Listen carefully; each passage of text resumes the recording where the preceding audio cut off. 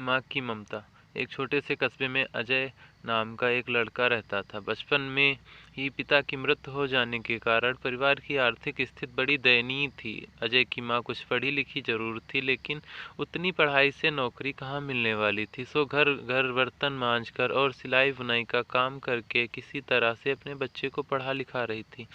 अजय स्वभाव से थोड़ा शर्मीला था और अक्सर चुपचाप बैठा रहता था। एक दिन जब वह स्कूल से लौटा, उसके हाथ में एक लिफाफा था। उसने माँ को लिफाफा पकड़ाते हुए कहा कि माँ, मास्टर साहब ने तुम्हारे लिए चिट्ठी भेजी है, जरा देखो इसमें क्या लिखा है। माँ ने मन ही मन चिट्ठी पढ़ी और मुस्कुराकर बोली, बेटा, इसमें लिखा है कि आपका बेटा काफ़ी होशियार है। इस स्कूल में बाकी बच्चों की तुलना में इसका दिमाग बहुत तेज है और हमारे पास इसे पढ़ाने लायक शिक्षक नहीं है, इसलिए कल से आप इसे किसी और स्कूल में भेजें। यह बात सुनकर अजय को स्कूल न जाने सकने का दुख तो हुआ, साथ ही उसका मन आत्मविश्वास से भर गया कि वो कुछ खास है और उसकी बुद्धि तीव्र है। माँ ने उसका दाखिला एक अन्य स्कूल में करा दिया।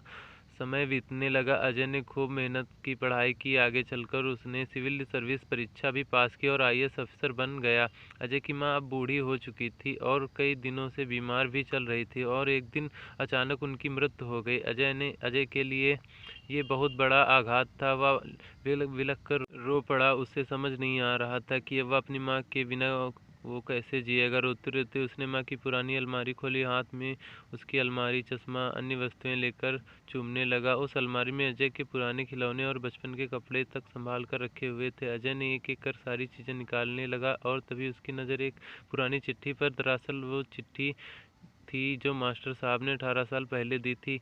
नम आंखों से अजय ने उसे पढ़ने लगा। आदरणीय अभिभावक, आपको बताते हुए हमें अफसोस हो रहा है कि आपका बेटा अजय पढ़ाई में बेहद कमज़ोर है और खेल कूद में भी भाग नहीं लेता। जान पड़ता है कि उम्र के हिसाब से अजय की बुद्धि विकसित नहीं हो पाई है, अतः हम इसे अपने विद्यालय में पढ़ाने में असमर्थ हैं। आपसे निवेदन है कि अजय का दाखिला किसी मंदबुद्धि विद्यालय में कराएं अथवा खुद घर पर रख कर इसे पढ़ाएं। अजय जानता था कि भले अब उसकी माँ इस दुनिया में नहीं रही, वो जहाँ भी रहें उनकी ममता, उनका आशीर्वाद सदा उस पर बना रहेगा। दोस्तों, रुडार्ड किपलिंग ने कहा है, God could not be everywhere and therefore he made mother.